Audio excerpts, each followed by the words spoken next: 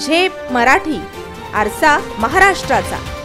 मध्य प्रदेशातील भाविकांचा दोंडाईच्या नजीक अपघात। पायी गडावर जाताना वाहनाने दिली धडक। अपघातात 1 जण ठार तर 5 जखमी।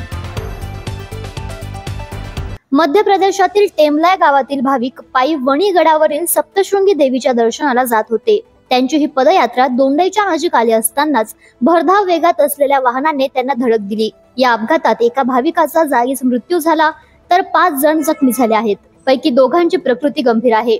घटनेची माहिती मिळताच धावडे गावचे सरपंच जगदीश पाटील आणि गावकऱ्यांनी मदतीसाठी धाव घेतली।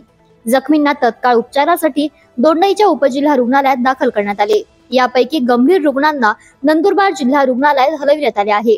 अपघाताची माहिती मिळाल्यानंतर दोंडाईच्या पोलीस घटनास्थळी दाखल झालेत। भाविकांच्या पदयात्रेवर कोसळलेल्या या संकटामुळे हळहळ व्यक्त करण्यात येते। प्रतिनिधी समाधान ठाकरे, झेप मराठी, दोंडाईच्या।